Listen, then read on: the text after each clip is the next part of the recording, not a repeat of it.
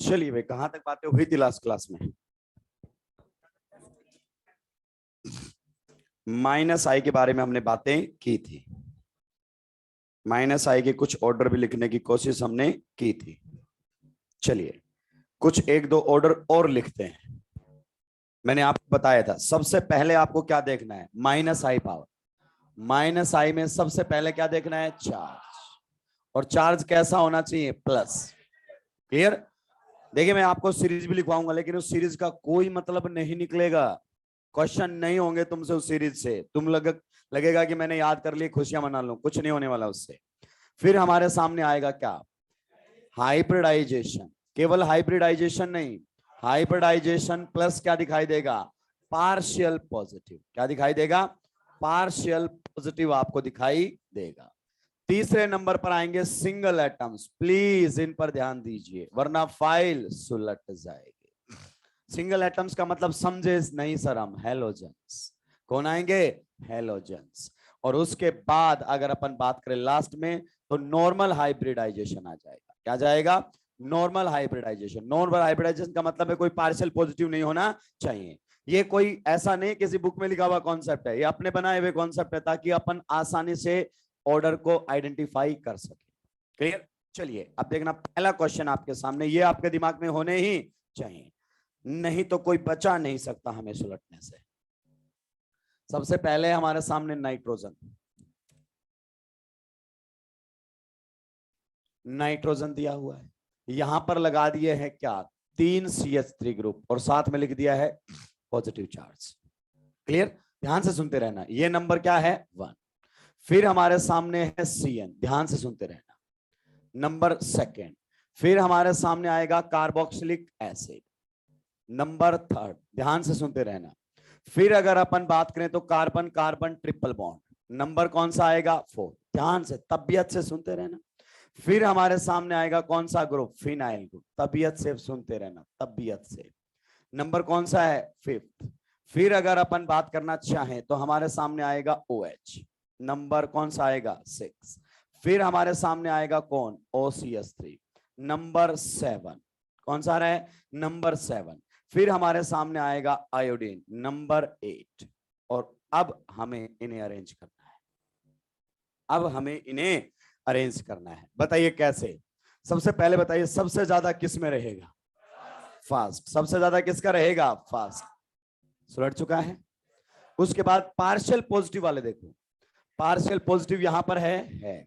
Partial positive यहां पर भी है। यहां पर है क्या, और कहीं है क्या, इन दोनों में डिसाइड करो। हाइब्रिडाइजेशन पार्शियल दोनों में क्या हो गया है, सेम। तो यहां पर इसकी हाइब्रिडाइजेशन sp, और इसकी हाइब्रिडाइजेशन की एलिमेंट देगा कि नहीं देगा, किसको आगे जाने दो, सेकंड को। फिर कौन आ जाएगा, थर्ड। ये भी सुलट गया, ये भी सुलट गया। अब देखो कोई सिंगल एटम है क्या, और ये सुलटाएगा हेलोजन, ध्यान रखना तुम्हें। बहुत सारे बच्चों को लगता है ऑक्सीजन ऑक्सीजन, कंट्रोल नहीं कर पाते हैं, सुलट जाएंगे। क्या करेंगे, सुलट जाएंगे। तो यहां पर अगर अपन बात करें, फिर कौन सा आएगा, नंबर 8। कौन सा आएगा, नंबर 8। ये भी सुलट गया है। अब ये हमारे सामने बचे हैं ये वाले, ये वाले। अब देखो इनमें केवल फंडा किसका है, हाइब्रिडाइजेशन, कोई पार्शियल पॉजिटिव नहीं है। यहां पर कार्बन कैसा है, sp। यहां पर अगर अपन बात करें, ये कार्बन कैसा है, sp2। ये ऑक्सीजन कैसा है, sp3। और ये ऑक्सीजन भी कैसा है, sp3। आप जानते हैं sp कार्बन, sp3 नाइट्रोजन से ज्यादा इलेक्ट्रोनेगेटिव होता है, ऑक्सीजन से नहीं। मॉडिफाइड ईएन में पढ़ा है आपको, पढ़ाया कि नहीं पढ़ाया। अब आप ये तो समझ गए, आएंगे तो ऑक्सीजन वाले ही आगे। अब OH और OR में किसका ज्यादा होता है, OR का। होता है कि नहीं होता है, लेकिन R तो लगा कर देगा ना, CH3। क्लियर? तो सबसे आगे कौन सा आने वाला है, नंबर 7। उसके बाद नंबर 6, हाँ या ना। ये भी सुलट गया, ये भी सुलट गया। अब बताइए, ये है sp और ये कैसा है, sp2। फिर कौन सा आएगा, नंबर 4। और फिर कौन सा आएगा, नंबर 5। बताइए किसी को कोई दिक्कत आपत्ति परेशानी, इस पर तो आपको वर्क करना ही पड़ेगा, छापी आगे बढ़ेगा। It's all about practice, it's all about practice.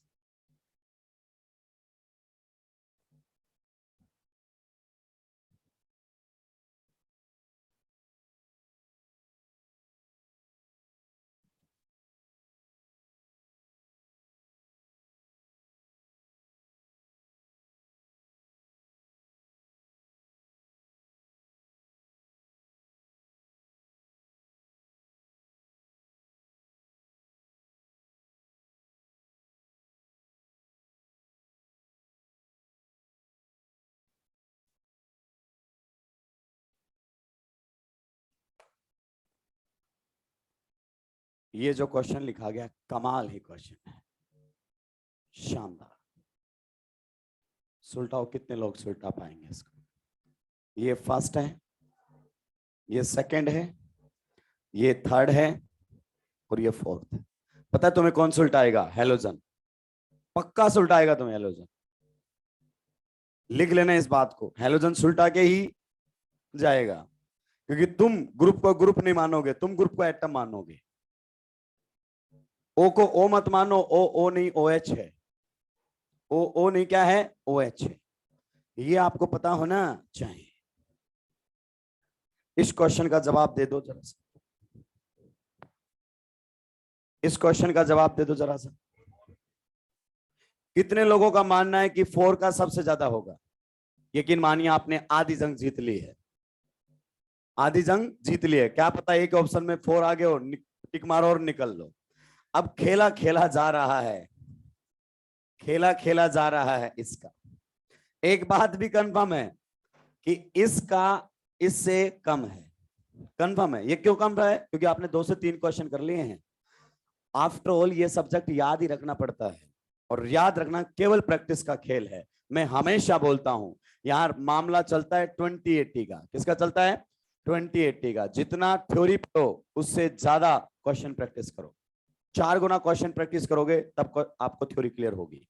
बताइए, ये भी हमारे सामने, इनमें दोनों में कौन फंस गया है, थर्ड या फोर्थ?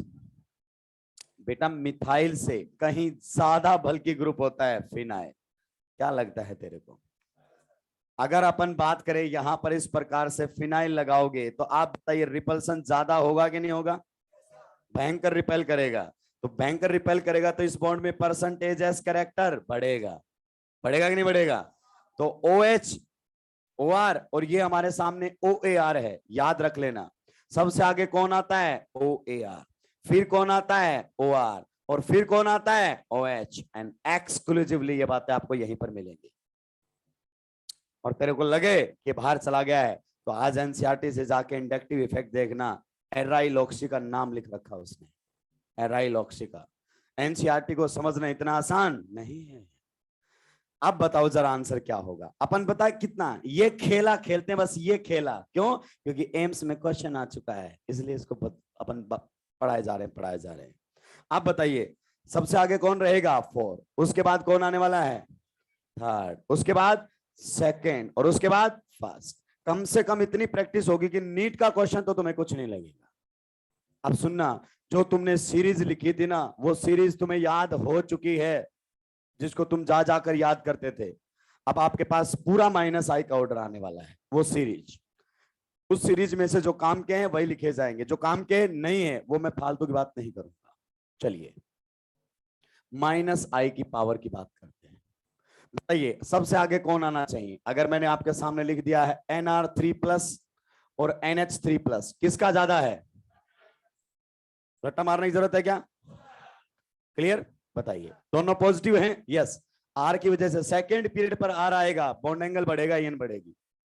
नेक्स्ट अगर अपन बात करना चाहें, NO2 हमारे सामने, ध्यान से देखते जाओ। NO2 हमारे सामने है, और कौन है? CN हमारे सामने है, और हमारे सामने कौन है? COOH। बताइए क्या ख्यालात हैं आपके, प्लीज बताइए क्या ख्यालात हैं। यहां पर partial positive, partial negative, partial positive, partial negative, partial positive, partial, full वाले खत्म, पार्शियल वाले शुरू। अब पार्शियल तो सब पर है। इसकी हाइब्रिडाइजेशन sp2, इसकी हाइब्रिडाइजेशन sp, और इसकी हाइब्रिडाइजेशन, अगर मैं तेरे को मॉडिफाइड EN स्केल नहीं पढ़ाता तो पता है तू आज इसको उठा के इससे आगे रख देता। लेकिन अब तेरे को पता है कि नाइट्रोजन अगर sp2 है तो वो sp कार्बन का पापा होता है EN में। तो फिर ये ऑर्डर बिल्कुल सही है कि नहीं है? कोई दिक्कत ही नहीं है। ये देख, ये सुलट गए, सुलट गए, ये सुलट गए, सुलट गए। अब आएंगे सिंगल एटम्स, कौन? हैलोजन्स। नेक्स्ट मेरे पास जगह कम है, हैलोजन्स। और प्लीज हैलोजन्स में किसी को कोई डाउट नहीं होना चाहिए, क्योंकि यहां पर सिंगल एटम की EN सबको याद है। ये रहेगा कि नहीं रहेगा? ये लो सिंगल एटम भी सुलट गए हैं। आगे कौन सा आएगा? Normal hybridisation without any charge. अब अगर अपन बात करना चाहें, ये लो ऑर्डर में डाल देता हूं, क्या याद रखोगे? OAR। फिर कौन आएगा? OR, और फिर कौन आएगा? OH। सभी में की एटम ऑक्सीजन है, यस। H को हटाकर सेकेंड पीरियड में R लाएगा, ये ध्यान रखना, सेकेंड पीरियड में H को हटाकर R लाएगा, EN बढ़ जाएगी। क्लियर? तो यहां पर R आया है कि नहीं आया? ये और भी बल्कि है। रेजोनेंस के बाद और भी चीजें क्लियर होंगी तुम्हें इसमें। चलिए, उसके बाद अगर अपन बात करना चाहें, ध्यान से सुनते रहना, हम इस प्रकार से ट्रिपली बॉन्डेड कार्बन को लेकर आ रहे हैं। ये देखिए, ऑक्सीजन है सभी के अंदर, यस, और ऑक्सीजन से ज्यादा EN नहीं होती sp कार्बन की, ऑक्सीजन से ज्यादा EN नहीं होती। आप बताइए यहाँ पर ऑक्सीजन कैसा है? sp3। यहाँ पर भी कैसा है? sp3। sp carbon sp3 nitrogen को ओवरटेक करता है, ऑक्सीजन को नहीं, दिमाग में रखना इस बात को। उसके बाद हमारे सामने कौन सा ग्रुप आएगा? फिनाइल। कौन सा ग्रुप आएगा? फिनाइल। क्या आप इस बात से सहमत हैं? यस। और उसके बाद कौन सा आएगा? विनाइल। विनाइल का और भी हमारे सामने क्या होता है? कम होता है। अब विनाइल में बच्चा फिर परेशान, की एलिमेंट की हाइब्रिडाइजेशन sp2, यहां पर भी की एलिमेंट की हाइब्रिडाइजेशन sp2। सर मैं हूं परेशान, उदास, हताश, ये क्या कर दिया आपने? मत हो परेशान, ये हमारे सामने है CH2F, ये हमारे सामने है CHFF, ये हमारे सामने है CF3। बता किसका माइनस आई ज्यादा है? थर्ड वाले का है कि नहीं है? तो काहे परेशान हो रहा है? ये पाई बॉन्ड दोनों में कॉमन है, कॉमन है, हटा दे। इसका क्या करेगा? ये भी तो इलेक्ट्रॉन खींचेगा। इसका क्या करेगा? ये जो पाई बॉन्ड है ये भी तो इलेक्ट्रॉन खींचेगा। इसीलिए फिनाइल ग्रुप का माइनस आई विनाइल से भी ज्यादा होता है। ये हमारे सामने कौन सा ग्रुप है? फिनाइल।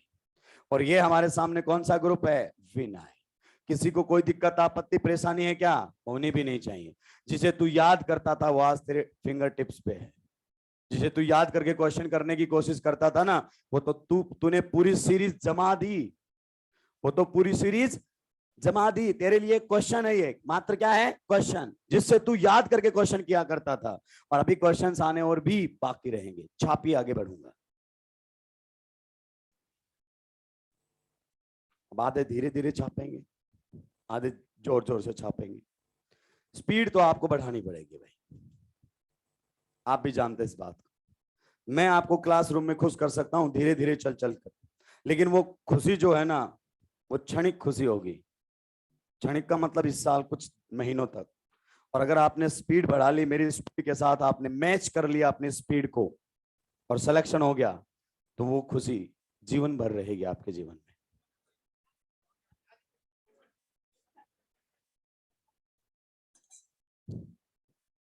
कुछ ज्यादा एक्साइट हो गए हो।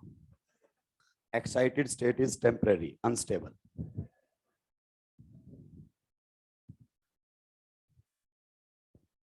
ये शानदार बात बताई है मैंने, कमाल ही कर देगी आपकी जिंदगी में बात। एनसीईआरटी से बनेगा कभी ना कभी क्वेश्चन। इंडक्टिव इफेक्ट को एनसीईआरटी से पढ़ना, तबीयत से। बहुत सारी चीजें उसने दी हुई हैं। उसने जो लिखे हैं ना ग्रुप, बस उनको ऑर्डर में नहीं जचाया है, मैंने उनको ऑर्डर में सेट करके क्वेश्चन करवा दिए, क्योंकि उसका कोई भरोसा नहीं है कि मैंने एग्जाम्पल दिए थे तू ऑर्डर बता इनका। आने तक का इंतजार हम नहीं कर सकते। सुलटा दिया है क्या सभी ने? बेंजीन में पाई बॉन्ड जरूर बनाए, साइक्लोहेक्सेन कर दो कभी, क्योंकि साइक्लोहेक्सेन कर दिया तो कैसे ग्रुप बन जाएंगे? एल्काइल। चलिए नेक्स्ट अगर अपन बात करना चाहें तो हमारे सामने आएगा प्लस आई इफेक्ट। कौन सा आने वाला है? प्लस आई इफेक्ट हमारे सामने रहने वाला है। सबसे पहले मैं आपको बताता हूं प्लस आई इफेक्ट कौन कौन से ग्रुप शो करते हैं। अगर हमें प्लस आई वाले पता चल गए तो बाकी बचे हुए सब क्या करेंगे? माइनस आई। कोई भी बात बोली जाएगी वो हार्ड एंड फास्ट नहीं होगी। कोई भी बात बोली जाएगी वो हार्ड एंड फास्ट मतलब ऐसा नहीं है वो बात सदैव वैलिड होती है। बहुत सारे लोग बोल देते हैं, जैसे तुमने पहले भी सुना था, all alkyl group shows plus I effect. फैल गया कि नहीं फैल गया? ऑर्गेनोमेटालिक में कैसा लगता है? माइनस आई। ये फैल जाएंगे टाइम आने पर। तो हम अपने लेवल पर बात करते हैं। जैसे बच्चे से पूछो एनायन का कैसा इफेक्ट, ऐसे भूल के बोलता है प्लस आई। मेरे पास बहुत सारे एनायन है जिनका माइनस आई लगता है, लेकिन आपके लेवल पर बात की जाती है। क्लियर? जिसको कम पता होता है ना वो ज्यादा कॉन्फिडेंस से बातें बताता है। जिसको कम पता होता है उसका कॉन्फिडेंस ज्यादा होता है, जिसको पता होता है उसको पता है बात कहां कंट्रोवर्सी में जाएगी, इसलिए धीरे बात करता है। तो प्लस आई की अगर अपन बात करना चाहें, plus I effect showing groups, plus I effect showing groups हमारे पास आने वाले हैं। देखिए 3 बताऊंगा मैं आपको। पहले अपने लेवल पर जो एनायंस आएंगे, क्या आएंगे? एनायंस अपने लेवल पर। मैं ये नहीं कह रहा कि सारे के सारे एनायन प्लस आई दिखाते हैं, नहीं, लेकिन अपने को जो एनायंस मिलेंगे वो क्या दिखाएंगे? प्लस आई। एनायन का मतलब जिन पर कैसा चार्ज रहेगा? नेगेटिव। अब सुनना, नेगेटिव चार्ज किस किस पर हो सकता है? CH2 माइनस हो सकता है, NH माइनस हो सकता है, O माइनस हो सकता है, और COO माइनस हो सकता है। क्या आप एग्री करते हैं इस बात से? क्या आप इनको अरेंज कर सकते हैं इनके ऑर्डर में? यस, डेफिनेटली हम अरेंज कर सकते हैं। कैसे? देखो, माइनस तो सभी में क्या है? कॉमन है, बिल्कुल है। तो की एटम को देखो, देखो तो ये नहीं पता था की एटम क्या होता है। की एटम पर फोकस कीजिए। कार्बन, नाइट्रोजन, ऑक्सीजन, प्लस आई वाले जो होते हैं कैसे ग्रुप होते हैं? कल भी बताया था, इलेक्ट्रॉन डोनेटिंग ग्रुप होते हैं कि नहीं होते हैं? तो आप बताइए, कार्बन और नाइट्रोजन में इलेक्ट्रॉन डोनेशन पावर किसकी बेटर होती है? कार्बन। लेसियन बेटर इलेक्ट्रॉन डोनर है कि नहीं है? तो इसका प्लस आई ज्यादा होगा एज कंपेयर टू दिस। यहां तक किसी को कोई दिक्कत नहीं है? अब सर यहां दिक्कत आती है, इसमें तो दिक्कत ही नहीं है भाई। देखो, सोर्स एटम कौन है? सोर्स एटम का मतलब है जहां से आगे ट्रांसफर होगा, जहां से आगे ट्रांसफर होगा, ये सोर्स एटम हमारा है। इससे आगे इलेक्ट्रॉन भेजने हमें, कार्बन के पास थोड़ी भेजने हैं, इससे आगे भेजने हैं। तो यहाँ पर सोर्स एटम ये है, यहाँ पर ये है, यहाँ पर ये है, और यहाँ पर कौन है? ये। और आप जानते हैं जो प्लस आई लगा रहा है उसके बीच में कौन आ गया है? कोई ना कोई एटम। और आप जानते हैं inductive effect is highly sensitive towards distance. जो प्लस आई लगा रहा है या माइनस आई लगा रहा है, अगर उसकी डिस्टेंस थोड़ी सी भी दूर हुई तो इंडक्टिव इफेक्ट गिरेगा। इसीलिए ये सबसे पीछे है। इसीलिए क्या है? सबसे पीछे है। तो अभी तक हमने किनको सुलटा दिया है? एनायंस को।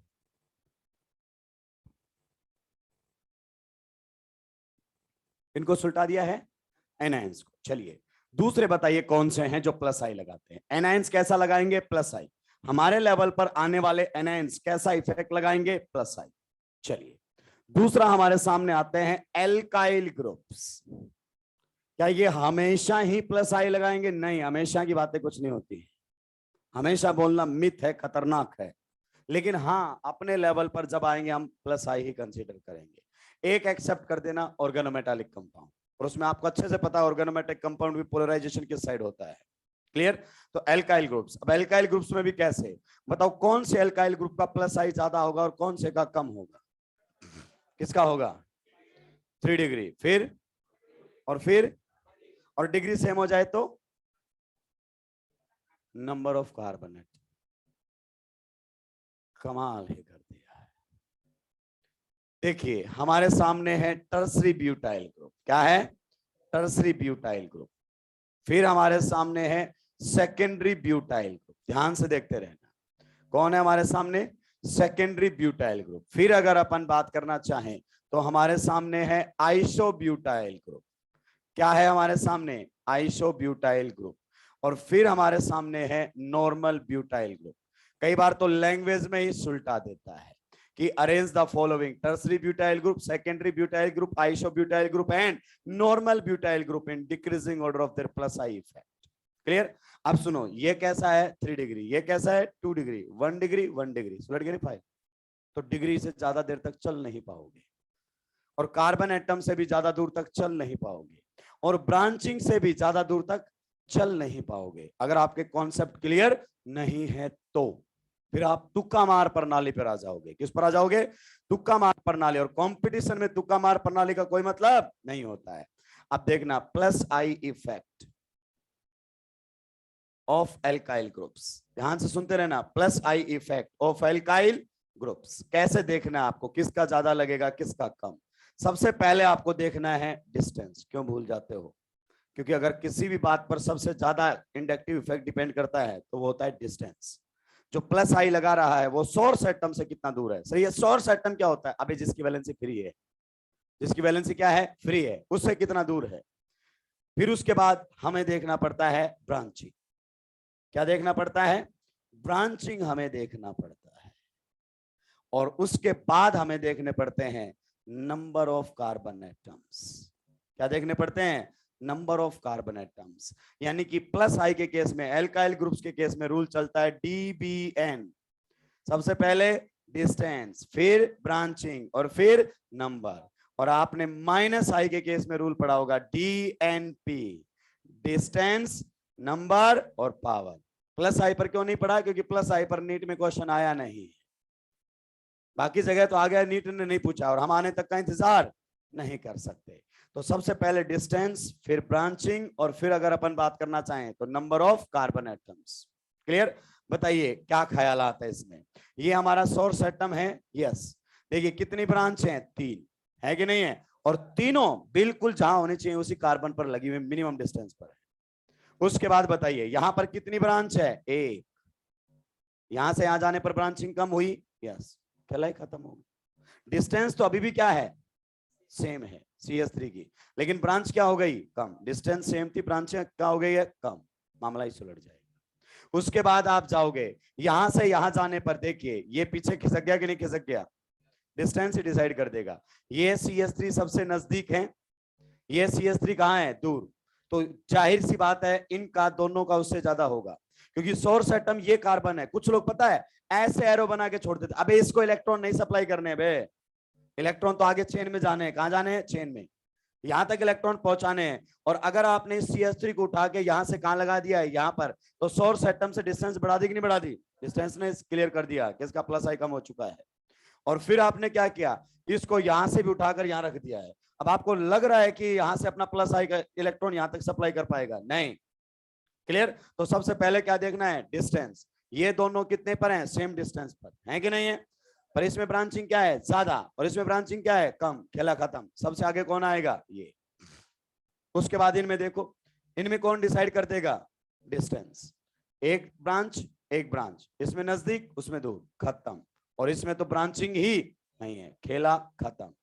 कोई 3 डिग्री 2 डिग्री के चक्कर में पड़ने की जरूरत नहीं है, सुलटा के चला जाएगा भाई। अब एक क्वेश्चन और मैं आपसे पूछ लूं, यही हाथ लगे हाथ, शायद आप बता दें, शायद आप बता दें, मुझे ऐसा क्यों लग रहा है, क्या पता आप बता दें। एक ग्रुप ये है हमारे सामने, और दूसरा ग्रुप अगर अपन बात करना चाहें ये है हमारे सामने। बताइए क्या ख्यालात हैं, किसका प्लस आई ज्यादा होना चाहिए? क्रिस्टल क्लियर है कि नहीं? दोनों ही प्राइमरी है, दोनों ही क्या है? प्राइमरी। देखिए आप जानते हैं ये है सोर्स एटम, सोर्स एटम से यहां पर ब्रांचिंग कितनी है? 2। ब्रांचिंग कितनी है? 2। लेकिन ब्रांच से पहले क्या देख, ये नजदीक है कि नहीं है? ये क्या चला गया? दूर। और यहाँ दोनों क्या है? नजदीक। गजब का प्लस आई लगाएंगे, तो इसका ज्यादा होगा कि नहीं होगा? बता कहां रट्टा मारने वाली बात है? बहुत सिंपल है। इंडक्टिव इफेक्ट अगर किसी पर डिपेंड करता है सबसे ज्यादा, तो वो डिस्टेंस है, चाहे फिर वो प्लस आई हो चाहे वो माइनस आई हो। समझ में आया कि नहीं आया? अभी बात कहां खत्म हुई है, अभी एक बात और बाकी है।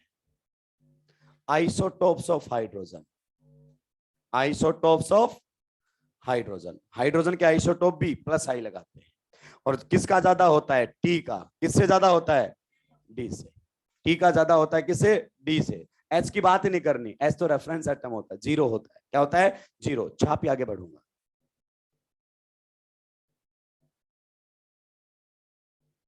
जल्दी जल्दी सुलटाएंगे भाई लोगों, जल्दी मतलब जल्दी,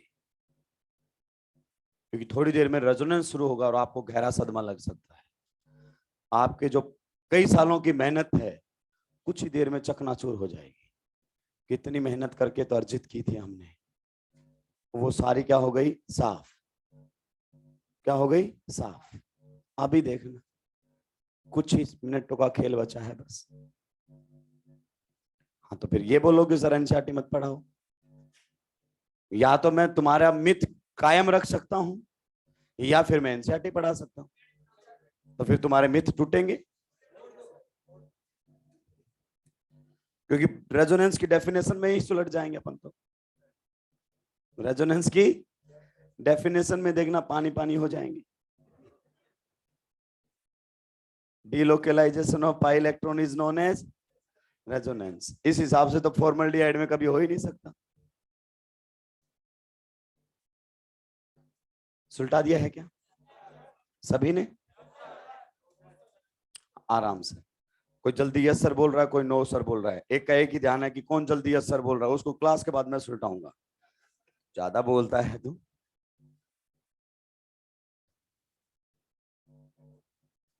ये बहुत पुराना डायलॉग हो चुका है। मैं तुमसे भी बड़े जहरीले बच्चों में से गुजरा हूँ। M2A5B में पढ़ाया है मैंने। कोई है M2A5B का यहाँ पर? समुन्नत। बहुत खतरनाक, बहुत जहरीले बच्चे, कब किस टीचर को ढस ले पता नहीं। और मैं डे 1 से डे एंड तक चला, मेरा कॉन्फिडेंस अलग हो गया था। फिर मैंने अपने आप को बोला कि अब मैं कहीं भी पढ़ा सकता हूँ। कॉन्फिडेंस बढ़ गया था। जहरीले बच्चे, नीचे वाले बहुत जहरीले हैं। चलिए, हाँ खतरनाक जहरीले हैं। चलिए, अब अगर अपन बात करें, मान लीजिए हम क्या कर देते हैं, कार्बन पर लगा देते हैं। तो देखिए सारी जगह ऐसा लगता है कि सारा ही खेला इंडक्टिव में ईएन का है, तो ये बहुत गलत है। ईएन का ही खेला हर जगह नहीं चलता है भाई। बता टी और डी में से किसकी ईएन ज्यादा है? वाह, आइसोटोप्स में ईएन वैल्यू अलग अलग हो गई, कमाल कर दिया है आप लोगों ने। मतलब अल्फा में आने के लिए इतना तो है कि उसको तीनों आनी चाहिए, वरना बच्चा कुछ ही देर में माइक छीनेगा और बोलेगा आगे मैं पढ़ाऊंगा। आप देखो मैं कैसे पढ़ाता हूं, मैं भी कई लोगों से पढ़ के आया। और अगर अपन बात करना चाहें CH3 की, तो यहां पर इंडक्टिव इफेक्ट के अंदर ईएन का कोई खेला नहीं है, यहां खेला है डिस्टेंस का। आपने ये तो बोल दिया टी का ज्यादा होता है, किससे? डी से। अब मैं समझाता हूं कैसे और क्यों। हल्का सा बॉन्ड लेंथ में फर्क होता है। सीटी बॉन्ड CD बॉन्ड से क्या होता है? छोटा। और CD बॉन्ड CH बॉन्ड से क्या होता है? छोटा। ये स्ट्रेचिंग फ्रीक्वेंसी से समझाया जाता है, वाइब्रेशंस के थ्रू समझाया जाता है, उससे कोई लेना देना नहीं है। CT बॉन्ड सबसे छोटा होता है, फिर CD और फिर CH, लेंथ बढ़ती चली जाती है। अगर मैं बोलूं ये इस बॉन्ड की बॉन्ड लेंथ कम है, इस बॉन्ड की बॉन्ड लेंथ ज्यादा है और इसकी और भी ज्यादा है, तो बताइए T सबसे नजदीक होगा कि नहीं होगा? और नजदीक होगा तो प्लस आई गजब लगाएगा, लगाएगा कि नहीं लगाएगा? और यहां पर डी से डिस्टेंस क्या हो जाएगी? दूर, तो प्लस आई क्या हो जाएगा? कम। कहना क्या चाहते हो सर? मैं ये कहना चाहता हूं CT3 का प्लस आई किससे ज्यादा होता है? CD3 से। और CD3 का प्लस आई किससे ज्यादा होता है? CS3 से। You got it?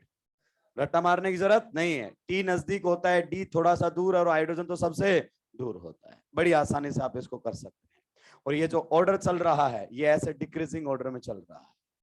सबसे ज्यादा एनायंस का होता है, फिर किसका होता है? एल्काइल ग्रुप्स का, और फिर किसका होता है? आइसोटोप्स का। किसका होता है? आइसोटोप्स का। हालांकि मुझे पता है, मुझे लिखवाना पड़ेगा दोबारा से, क्योंकि पिछली बार जैसा ऑर्डर नहीं आया तो कुछ को लगता है नहीं पढ़ा दिया है, खाली खाली पंसा लगता है उनको। वो नोट्स जरूर जाके मैच करते हैं कि भाई ये वाला ऑर्डर नहीं लिखवाया है, अभी से सुल्टा आगे पता नहीं क्या करेगा अपने साथ। ओवरऑल ऑर्डर नीचे वालों को तो आदत पड़ चुकी है।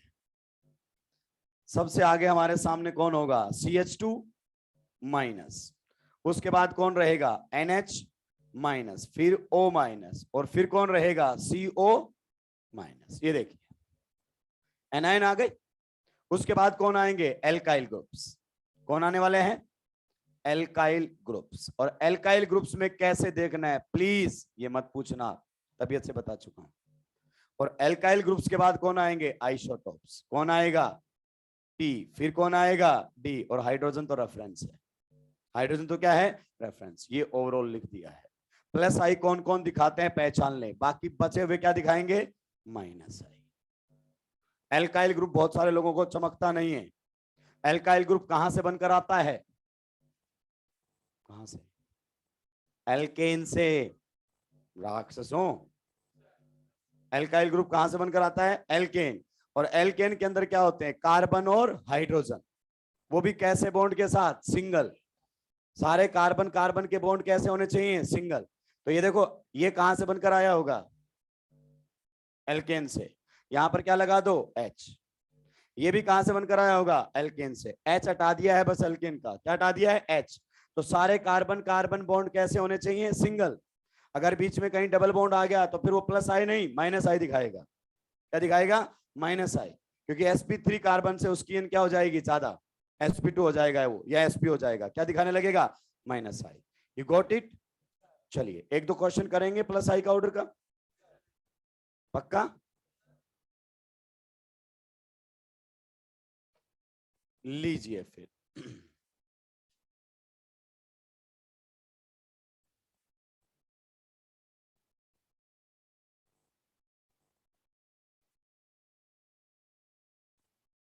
सुलटा दीजिए।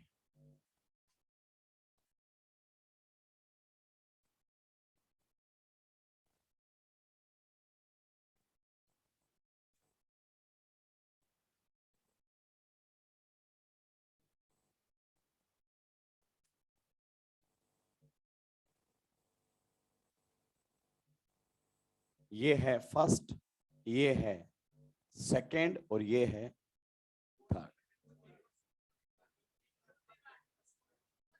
कौन सा आएगा? 2 3 आया कि नहीं आया आंसर? अब देखो ब्रांचिंग तो गजब की है इसमें, लेकिन क्या करें उसका, यहां से देखो बहुत दूर है, शायद उनका प्लस आई वहां तक पहुंच भी ना पाए, क्योंकि प्लस आई और माइनस आई 2 से 3 कार्बन तक काम करता है। क्लियर? यहां पर ये ग्रुप उठा के कहां गए हैं? आगे। अब ये देखो यहां लगाएंगे ऐसे और फिर इलेक्ट्रॉन डेंसिटी जाएगी, ये लगाएंगे ऐसे, सोर्स एटम के पास आ गए कि नहीं आ गए?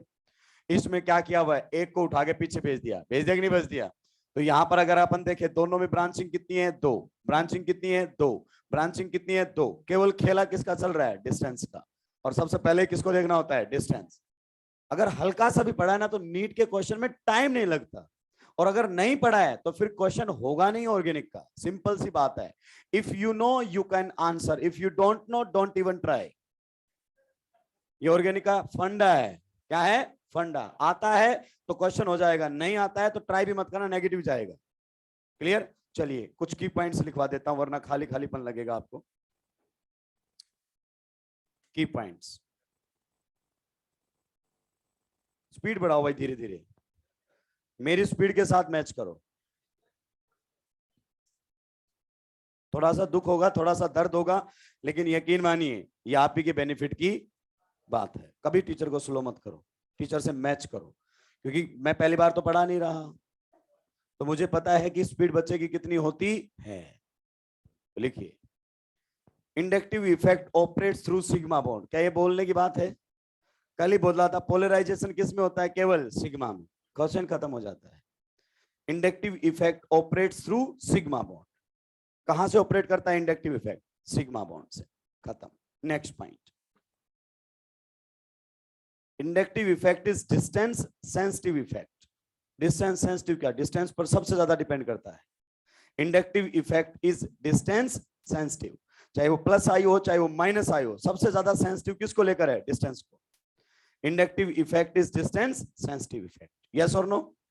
नेक्स्ट पॉइंट लिखिए, इसमें ब्रैकेट में लिखिए, as distance increases from source atom.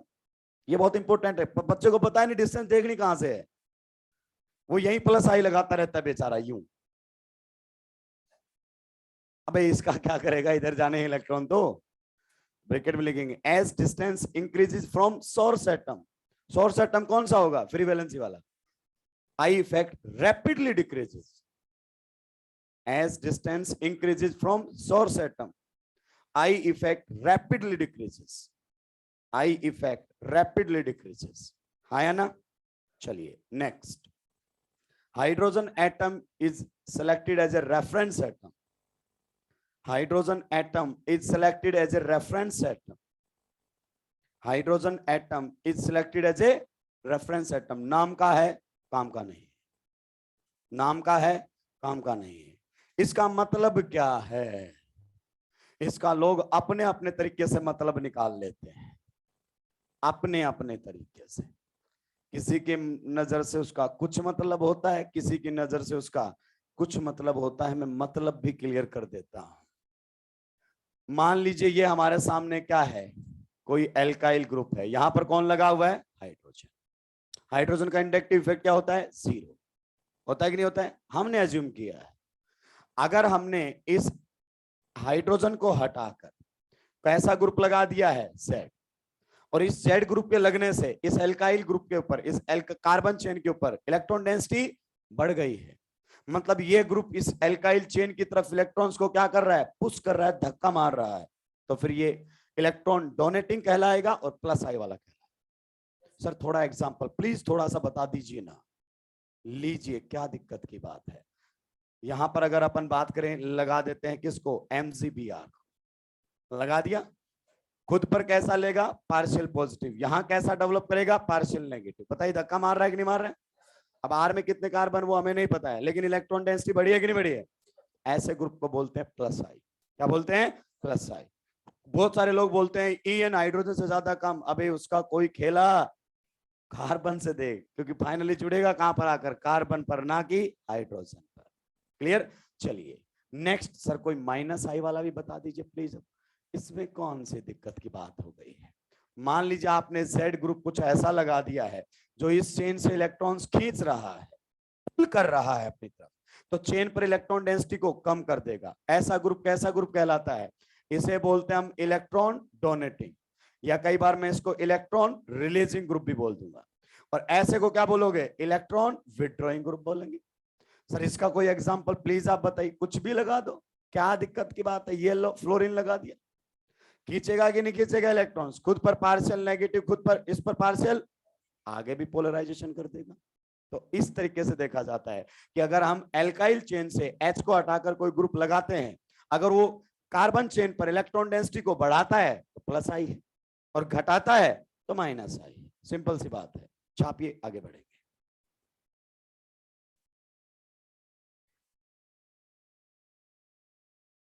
EN तो मित्रों CH3 की भी कार्बन हाइड्रोजन से ज्यादा होती है। मिथाइल ग्रुप का ग्रुप इलेक्ट्रॉन नेगेटिविटी कितना होता है, 2.4, और हाइड्रोजन का कितना होता है, 2.1।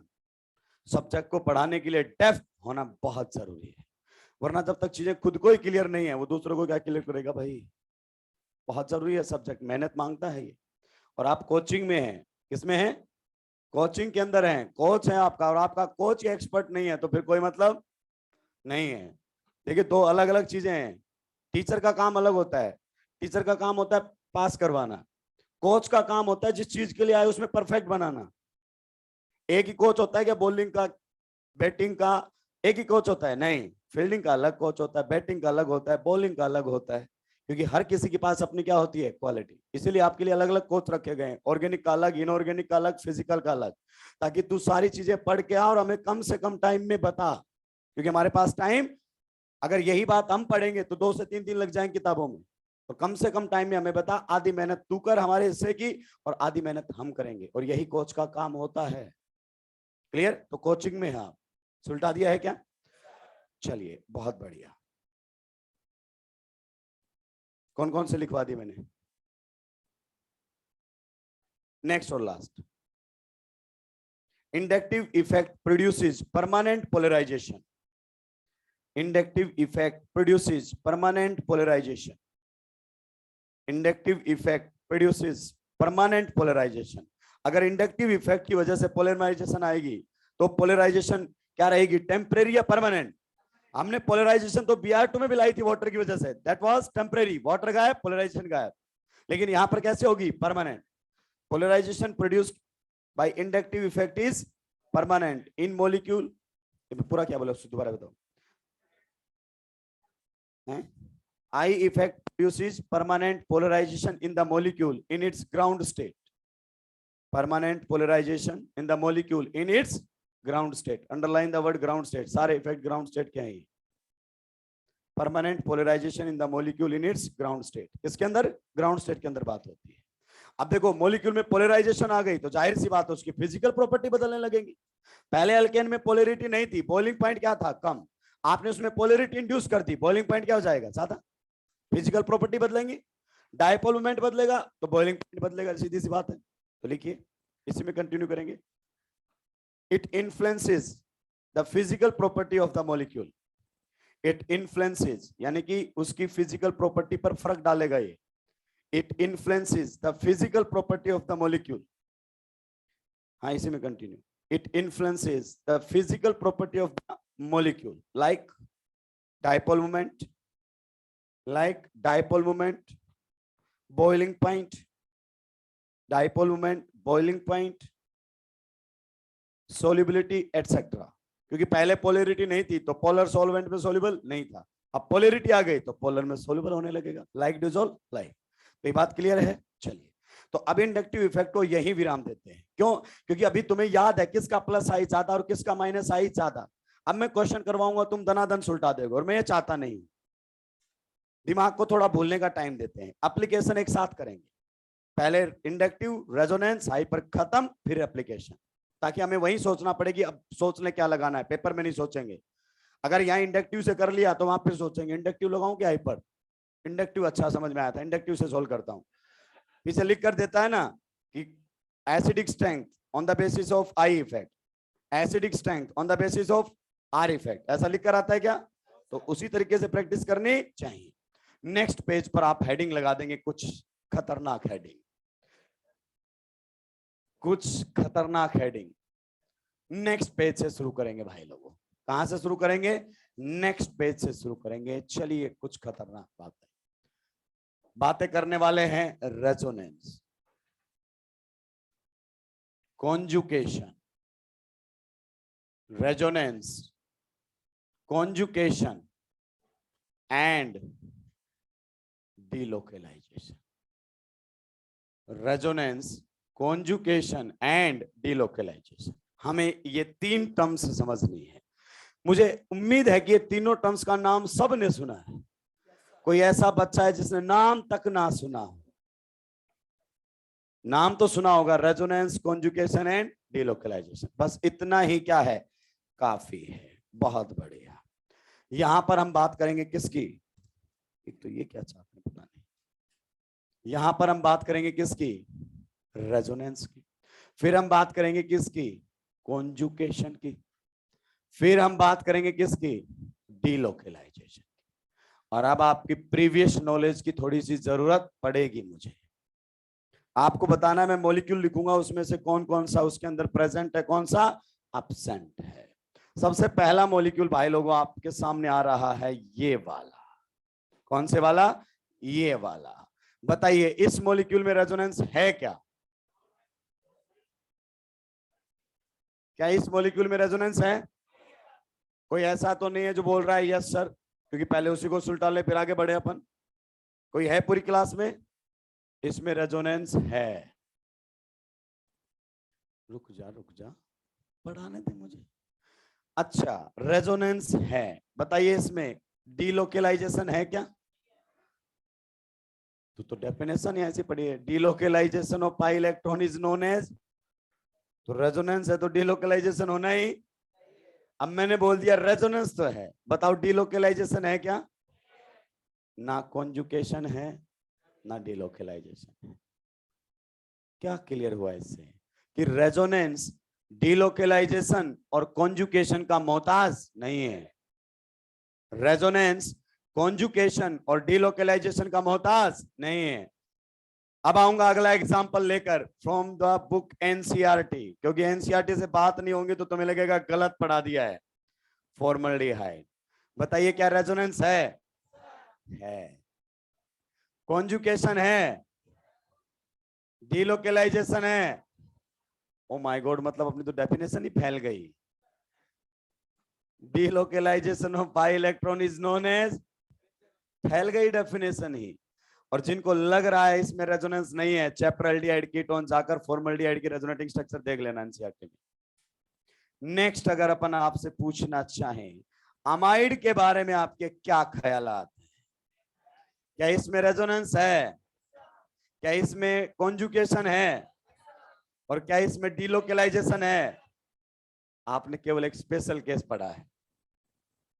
कौन सा? ये वाला। अगर मॉलिक्यूल में कॉन्जुकेशन है तो फिर मॉलिक्यूल में डिलोकेलाइजेशन भी होगा। अगर मॉलिक्यूल में कॉन्जुकेशन है तो फिर मॉलिक्यूल में डिलोकेलाइजेशन भी होगा। और ये दोनों हैं तो रेजोनेंस तो होगा ही होगा। आगे बात समझ में? रेजोनेंस ना तो कॉन्जुकेशन का मोहताज है, ना डिलोकेलाइजेशन का मोहताज है, ना सिग्मा का मोहताज और ना पाई का मोहताज है। रेजोनेंस सिग्मा पाई का भी मोहताज नहीं है। रेजोनेंस तो खेला ही अलग है। समझते हैं क्या है ये रेजोनेंस? समझते हैं क्या है ये रेजोनेंस? चलिए पहला एग्जांपल लेकर आप लोगों के बीच में फॉर्मल्डिहाइड का। किसका लेकर आ रहा हूं? फॉर्मल्डिहाइड का।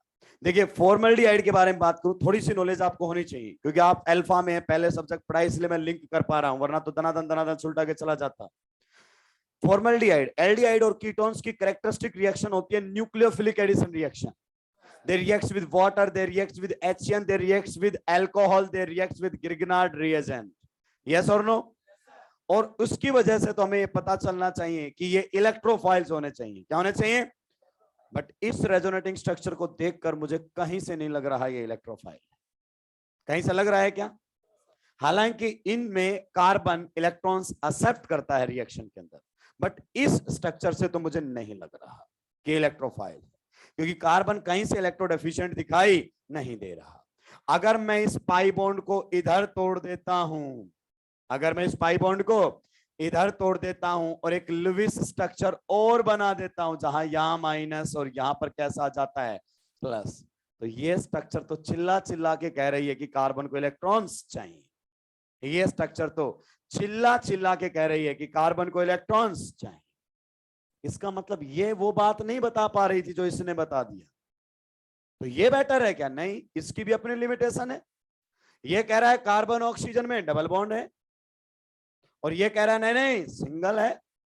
तो बॉन्ड ऑर्डर को ये एक्सप्लेन नहीं कर पा रहा, और इलेक्ट्रोफिलिक नेचर को ये एक्सप्लेन नहीं कर पा रहा। यानी कि फॉर्मल्डिहाइड की कोई एक सिंगल स्ट्रक्चर उसकी सारी प्रॉपर्टी को एक्सप्लेन नहीं कर पा रहा, और जब किसी कंपाउंड की एक सिंगल लुईस स्ट्रक्चर उसकी सारी फिजिकल और केमिकल प्रॉपर्टीज ना एक्सप्लेन कर सके और हमें एक से ज्यादा बनानी पड़े, समझो मॉलिक्यूल में रेजोनेंस है। समझो मॉलिक्यूल में क्या है? रेजोनेंस है कि नहीं है? आप कहां से शुरू करते हैं? आप बहुत सिंपल सा एग्जांपल लेते हैं। कौन सा? बेंजीन वाला। कौन सा? बेंजीन वाला। और यहां से तुम्हें लगता है कि सारा मामला सही है। ये हमारे सामने क्या है? बेंजीन का रेजोनेटिंग स्ट्रक्चर है। ये है 1, ये है 2, ये है 3, ये है 4, ये है 5 और ये है 6। इस लुईस स्ट्रक्चर को देखकर बेंजीन की मुझे ऐसा लगता है कि कार्बन जो 1 है और कार्बन 2 है, इसके बीच में कैसा बॉन्ड है? डबल बॉन्ड है। कैसा बॉन्ड है? डबल बॉन्ड है। और जब कार्बन कार्बन डबल बॉन्ड बनता है तो उसकी बॉन्ड लेंथ अप्रोक्सीमेट होती है 134 पिकोमीटर के आसपास। ये बॉन्ड लेंथ होनी चाहिए थी, लेकिन ताजुब की बात नहीं मिली। ये है ही नहीं इसके अंदर। मतलब कार्बन कार्बन कार्बन 1 और 2 के बीच में डबल बॉन्ड है, ये तो यही कह रहा है ना लुईस स्ट्रक्चर, और इसके हिसाब से तो यहाँ डबल बॉन्ड की बॉन्ड लेंथ आनी चाहिए थी। नहीं है। इसका मतलब ये सारी बातें नहीं बता रहा हमें। फिर हमने बोला कि चल ये तो नहीं बताया, C2 C3 के बीच में तो सिंगल है, ये तो बता दे। और सिंगल बॉन्ड की बॉन्ड लेंथ लगभग होती है कितनी? 154 पिकोमीटर। लेकिन इसने बोला कि आई एम सॉरी, ये भी कोई बॉन्ड लेंथ नहीं है इसके अंदर। पगला से गए हम तो। फिर हमने बोला अबे है क्या? बोलता है कोई सा भी कार्बन कार्बन बॉन्ड देख ले, सब बराबर है, 139 पिकोमीटर है सबकी। इसका मतलब ये बातें एक सिंगल से तो एक्सप्लेन नहीं की जा सकती। सिंगल से तो एक्सप्लेन नहीं की जा सकती। इसका मतलब बेंजीन की एक लुईस स्ट्रक्चर नहीं हो सकती, एक से ज्यादा है। और दूसरा बोलता है कि डबल बॉन्ड यहां भी हो सकता है और यहां भी हो सकता है। ध्यान से सुनता रहे, डबल बॉन्ड यहां भी हो सकता है और यहां भी हो सकता है। समझ में आ रहा है कि नहीं आ रहा है? अब जरा गौर करो। 1 इधर वाला बोलता है 1 2 के बीच में डबल है, उधर वाला बोलता है नहीं नहीं सिंगल है। क्या है? मतलब ना डबल है और ना इन बिटवीन कहीं मामला फंसा हुआ है। ये कह रहा है C2 C3 में कैसा है? सिंगल। वो कह रहा है नहीं नहीं डबल है। मतलब ना सिंगल है ना डबल है, बीच में मामला कहीं फंसा हुआ है। ना तो ये पूरी बात बता पा रहा है, ना ये पूरी बात बता पा रहा है। इसीलिए तो हमने ये स्ट्रक्चर्स क्या की? ड्रॉ की। समझ में आ रहा है कि नहीं आ रहा है? तो फिर सारी बातें कौन बताएगा? सारी बातें तो रियल मॉलिक्यूल ही बता सकता है। और ये जो आप बना रहे हैं वो रियल मॉलिक्यूल नहीं है, क्योंकि रियल मॉलिक्यूल तो ये कह रहा है कि बेंजीन में सारे बॉन्ड क्या होता है? Carbon carbon. बिल्कुल। तो अगर अपन बात करें तो रियल मॉलिक्यूल के हिसाब से तो हमारे सामने कुछ इस प्रकार से मिलता है कि यहाँ ना तो कैसा है पूरा डबल है और ना ही पूरा सिंगल है। इस प्रकार से आपको बॉन्ड यहाँ पर दिखाई देते हैं। और ये डॉटेड लाइन बनाई है, इसको कई बार जब साइक्लिक कॉन्जुगेशन होता है तो सॉलिड से भी बनाया जा सकता है। और इसे हम क्या बोलते हैं? Hybrid bond. क्या बोलते हैं? हाइब्रिड बॉन्ड है। ना तो ये सिंगल है और ना ही ये डबल है, इन बिटवीन कहीं है, हाइब्रिड बॉन्ड के नाम से जाना जाता है। और ये हमारे सामने, चाहे ये बोल दो चाहे ये बोल दो, इसको क्या बोलते हैं? Resonance hybrid. क्या बोलते हैं? Resonance hybrid. बताइए, रेजोनेंस हाइब्रिड रियल होता है क्या? नहीं, क्लोज टू रियल, रियल के बहुत नजदीक है। जंगल में मोर नाचा किसने देखा वाली कहानी है। रियल मॉलिक्यूल को आज तक किसी ने देखा ही नहीं है, किसी ने नहीं देखा है, बस हमारे पास डेटा है। तो यही वो है जो रियल के बहुत नजदीक है, जो सारी बातें हमें बता रहा है। क्लियर? चलिए, इसका मतलब ना ये रियल है और ना ये रियल है, तो फिर रियल होगा रेजोनेंस हाइब्रिड। सर एक बात बताओ, ये रेजोनेंस हाइब्रिड बनाते कैसे हो? इन दोनों को देखकर बताया मैंने तो। ये कह रहा है यहाँ डबल है, ये कह रहा है यहाँ सिंगल है, मैंने ना डबल रखा ना सिंगल रखा। क्लियर? ऐसे देखो, ये क्या कह रहा है? डबल, ये क्या कह रहा है? सिंगल। तो मैंने ना डबल रखा और ना सिंगल रखा, इस प्रकार से बना दिया हाइब्रिड बॉन्ड। इसमें बोल रहा है कोई चार्जेस नहीं है, ये कह रहा है एक पर माइनस है और एक पर कैसा है? प्लस। मैंने ऐसा बना दिया।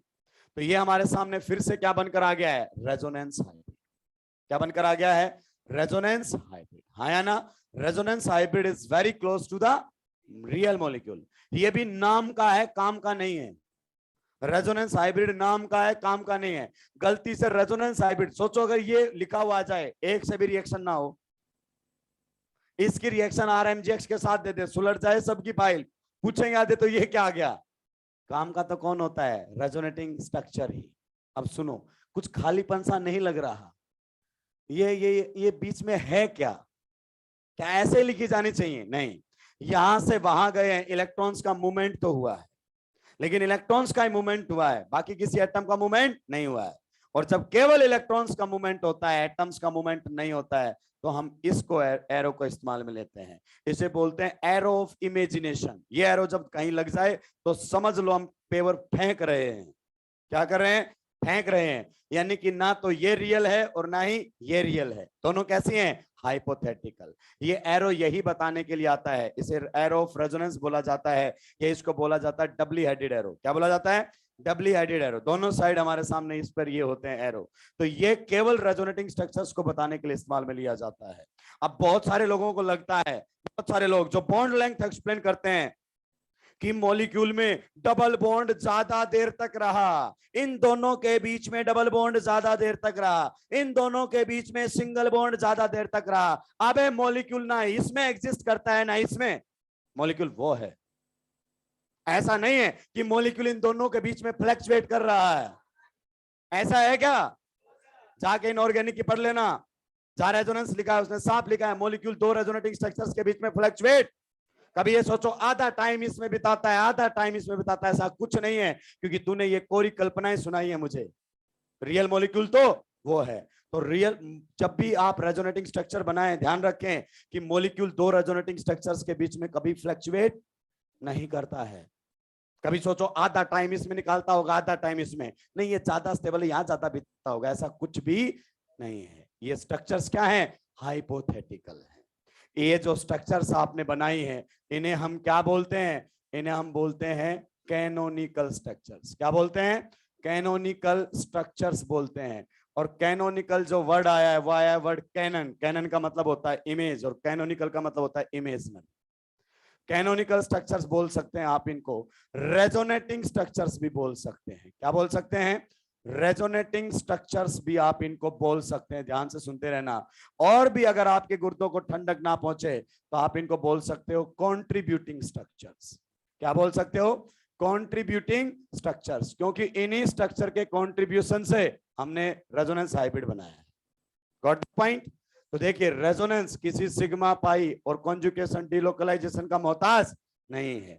एक एग्जांपल मैं आप लोगों के साथ और डिस्कस करूंगा। Chapter alkyl halide aryl halide पढ़ा है क्या? अरे कभी तो पढ़ा होगा। नो सर, राक्षस इतने कॉन्फिडेंस से बोल रहे हैं।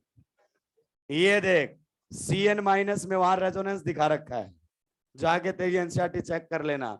उसने लिखा हुआ है RX की रिएक्शन AgCN के साथ करवाते हैं तो आइसोसाइनाइड बनता है, और RX की रिएक्शन NaCN के साथ करवाते हैं तो साइनाइड बनता है। वहां उसने CN माइनस का एम्बिडेंट न्यूक्लियोफिलिक नेचर एक्सप्लेन किया है। क्लियर? Cn माइनस में भी है रेजोनेंस, एनसीईआरटी का एग्जांपल है। आप पोलर पाई बॉन्ड को ऐसे तोड़ सकते हो मोर इलेक्ट्रोनेगेटिव एटम की तरफ, कोनो दिक्कत नहीं है। अगर आपने ऐसा तोड़ दिया तो बताइए इस पर कैसा चार्ज था? पॉजिटिव, तो ये तो हो जाएगा न्यूट्रल। और उस पर कैसा चार्ज आ जाएगा? उस पर चार्ज हमारे सामने आ जाएगा नेगेटिव। और ये Cn माइनस का एम्बिडेंट न्यूक्लियोफिलिक नेचर एक्सप्लेन करता है। तो बताइए रेजोनेंस तो यहां भी है, रेजोनेंस तो जनाब CO2 में भी है, रेजोनेंस तो जनाब CO2 में भी है। तो रेजोनेंस किसी सिग्मा पाई कॉन्जुगेशन डिलोकलाइजेशन का मोहताज नहीं है। अगर किसी कंपाउंड की आप सारी प्रॉपर्टी एक सिंगल लिविस स्ट्रक्चर से एक्सप्लेन ना कर पा रहे हो, एक से ज्यादा बनानी पड़ जाए, तो समझो मॉलिक्यूल में क्या है? रेजोनेंस है। मॉलिक्यूल में क्या है? रेजोनेंस है। छापी, आगे बढ़ूंगा। अब तो रेजोनेंस की डेफिनेशन ही बदली बदली नजर आएगी।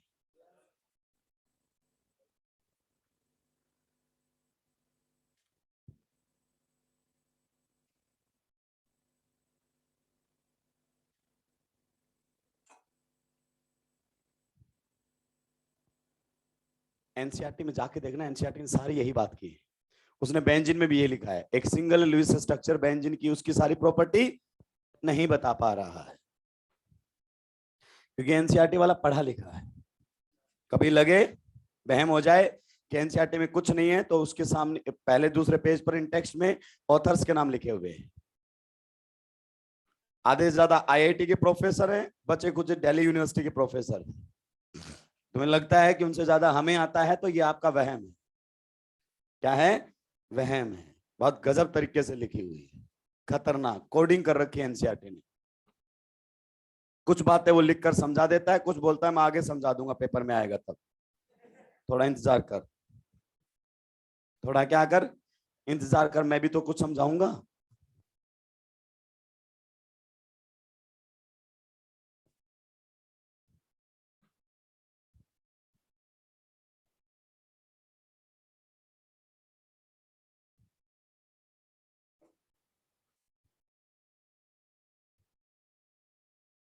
अभी तो देखना, आपको गहरा सदमा लगना बाकी है। रियलिटी जानना चाहते हो, एनसीईआरटी को पढ़ना चाहते हो, तो सदमे आपको टाइम टू टाइम लगते रहेंगे। मैं प्रूफ के साथ बात करूंगा, एनसीईआरटी में होगी वही बात करूंगा, उसके अलावा कोई बात नहीं करूंगा, क्योंकि इतना टाइम मेरे पास भी नहीं है। तुमने तो राक्षस ऑलरेडी बहुत ज्यादा टाइम दे दिया है।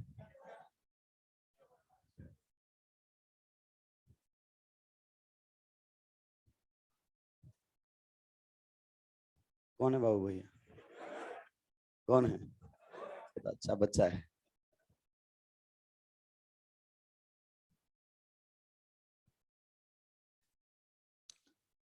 अभी तक केवल किसकी बातें की हैं? रेजोनेंस की। फालतू की बातें नहीं करें, कभी किसी का मजाक नहीं बनाए भाई। तुम किसी को कुछ बात बोल देते हो, उसको वो बात दिल पे लग जाती है, और वो परेशान रहता है 1 से 2 दिन तक, उसकी पढ़ाई नहीं होती है, और आपकी वजह से किसी का नुकसान हो, ऐसा काम आप कभी भी ना करें। सीधी सी बात है, क्योंकि बेटा धरती गोल है, घूम के फिर आएगी। ये ध्यान रखना, तुम किसी को परेशान कर रहे हो तो टाइम किसी का भी आएगा। हो सके तो दूसरे की मदद करें, किसी को परेशान तो बिल्कुल भी ना करें, क्योंकि आप सभी एक ही नाव में सवार हैं, उसमें छेद करोगे सारे डूबोगे। आगे बात समझ में? चलिए, सुलटा दिया है क्या? अब सर मेरे दिमाग में कुछ बातें आ रही हैं। क्या बातें आ रही? बहुत खतरनाक बात मैं सोच रहा हूं कई देर से बैठा बैठा, पर मैं आपसे पूछ नहीं पाया। अगर मैं इस बॉन्ड को अगर मैं ऐसे तोड़ देता, यहां बना देता, ऐसे तोड़ देता कार्बन की तरफ, यहां बना देता माइनस, और यहां सॉरी यहां बना देता प्लस, और यहां बना देता माइनस, तो सर क्या ख्यालात हैं आपके? बताइए क्या ख्यालात हैं आपके? क्या ये रेजोनेटिंग स्ट्रक्चर हो सकती है? कमाल ही कर दिया। क्यों नहीं हो सकती बताओ जरा। क्या? फेंको फेंको, मैं समेट रहा हूं, फेंको। कार्बन पर नेगेटिव अनस्टेबल है, मतलब कार्बन आयन तो जिंदगी में बन ही नहीं सकते। फिर कमाल कर दिया। ऑक्सीजन पर पॉजिटिव, वाह। वाह, क्या बात कर दी है। ऑक्सीजन पर पॉजिटिव अनस्टेबल होता है, आप तो बोल रहे बन ही नहीं सकती। क्या ये रेजोनेटिंग स्ट्रक्चर वैलिड है या इनवैलिड है? इनवैलिड है। क्या पाप कर दिया, क्या गुनाह कर दिया इसने, जरा बताओ। ऑक्सीजन पर पॉजिटिव आ गया, ये गुनाह हो गया है।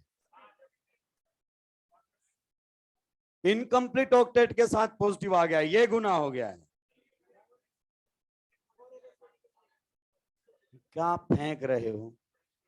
कौन सी किताब लिखती है कि किसी रेजोनेटिंग स्ट्रक्चर में ऑक्सीजन पर एक बॉन्ड के साथ पॉजिटिव नहीं हो सकता? कौन लिखता है? तेरी एनसीईआरटी में जाके रूल देखना, rules to draw the resonating structure. There are only 2 rules. Rule number 1, atom की पोजीशन चेंज नहीं होनी चाहिए। Rule number 2, number of unpaired electron same होने चाहिए। और उसमें से कोई रूल इसने ब्रेक नहीं किया है। फेंकते रहते हो इनवैलिड इनवैलिड इनवैलिड। कहां का इनवैलिड है ये? वैलिड रेजोनेटिंग स्ट्रक्चर है लेकिन इनसिग्निफिकेंट है। क्या समझाना चाह रहे हो? कोई मतलब नहीं इससे। क्या समझाना चाह रहे हो तो बताओ। इसकी वजह से तो ऐसा लग रहा है कि कार्बन पर कैसा चार्ज है, नेगेटिव, न्यूक्लियोफिलिक नेचर उसका, लेकिन नहीं है, है ही नहीं। इससे पहले ही मैंने हाइब्रिड बना दिया है, इसके बिना ही। मैं इसको इनवैलिड तो किसी भी सूरत में नहीं कह सकता। क्या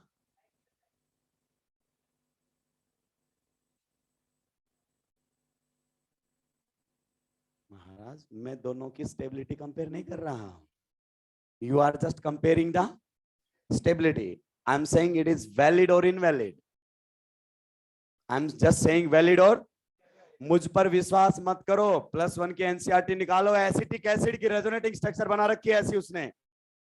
मुझ पर तो विश्वास भी मत करना, क्योंकि विश्वास कमाना इतना आसान नहीं है। ये जो रेजोनेटिंग स्ट्रक्चर है ना, ये इनसिग्निफिकेंट है। क्या है? इनसिग्निफिकेंट है। इनसिग्निफिकेंट का मतलब इसके बनाने का कोई सिग्निफिकेंस नहीं है। कुछ चीज एक्सप्लेन नहीं करी फॉर्मेलिटी के बारे में जो इसको बनाकर हम एक्सप्लेन करेंगे। इनवैलिड तो मैं किसी सूरत में नहीं कह सकता। दूसरी बात, जब इनसिग्निफिकेंट रेजोनेटिंग स्ट्रक्चर बनती है तो वो doesn't contribute, does not contribute, does not contribute in resonance hybrid, does not contribute in resonance hybrid। मुझ पर विश्वास मत कर, अपनी +1 की एनसीईआरटी देख, एसिटिक एसिड में लिखा हुआ है। एनसीईआरटी इतनी हल्की चीज नहीं है कि आता जाता पढ़ा के चला जाए, फिर तो ये पोए बेचने वाले बेलन में पढ़ा रहे होते कि भैया इतना तो हमें भी पता है। तो ऐसी कोई रेजोनेटिंग स्ट्रक्चर हम ड्रॉ नहीं करते। क्या नहीं करते हैं? ड्रॉ नहीं करते, क्योंकि इसका कोई सिग्निफिकेंस नहीं है। जब भी आपको पोलर पाई बॉन्ड दिखाई दे तो उसको मोरियन की तरफ तोड़े, वो कुछ ना कुछ समझा रहा होगा। उसको लेस यन की तरफ तोड़ोगे तो उसका कोई सिग्निफिकेंस नहीं रहेगा। इनवैलिड तो नहीं बोल सकता। मैं तेरे को दिखाऊं, डाई एजोटाइजेशन रिएक्शन पढ़ी है तूने? ये लेना, नाइट्रोजन पर रहा पॉजिटिव चार्ज इनकम्प्लीट ऑक्टेट के साथ, ले तेरी एनसीईआरटी में बनाई है। दूर मत जा। अगर मैंने बातें कर ली ना, ओजोन का इलेक्ट्रोफिलिक नेचर नहीं समझा पाएगा। ओजोन इज इलेक्ट्रोफाइल और नॉट? कंफर्म? कमाल ही कर दिया फिर तो तुमने।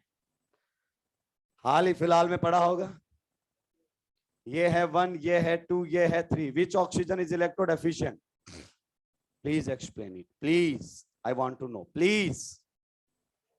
ओजोनोलाइसिस नाच नाच के पढ़ा है बेटा, बहुत पढ़ा है ओजोनोलाइसिस। बताना कौन सा ऑक्सीजन इलेक्ट्रो डेफिशिएंट ओजोन में?